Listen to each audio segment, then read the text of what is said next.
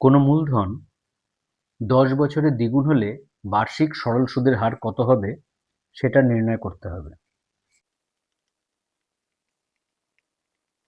ধরি আসল সমান সমান পি,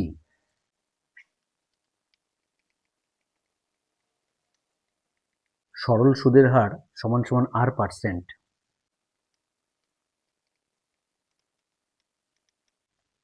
এখানে সময় অর্থাৎ টি দেওয়া আছে 10 বছর।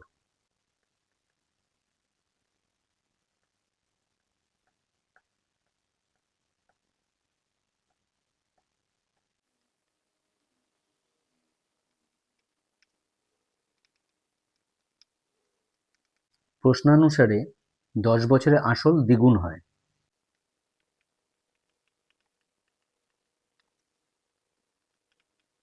অর্থাৎ সুদ আসল এ সমান সমান আসলের দ্বিগুণ মানে 2p।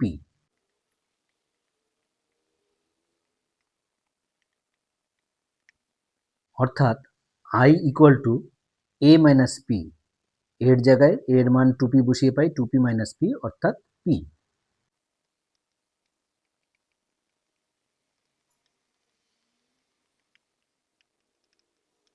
সরল সুদের সূত্র প্রয়োগ করে পাই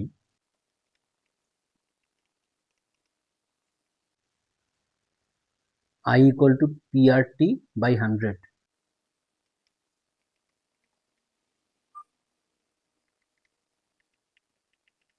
এখানে i equal to p, t equal to 10 বছর।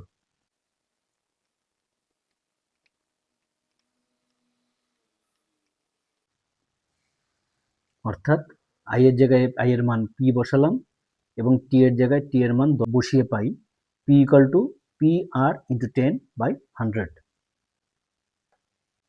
এরপরে p কেটে দিলাম, 10 আর 100 কাটলাম, একটা শূন্য কেটে দিলাম, তাহলে হলো 1 equal to R by 10 or 10 equal to R। উত্তর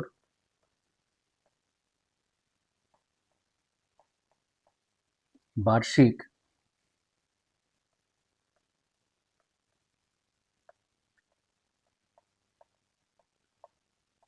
সরল সুদের হার হলো 10%।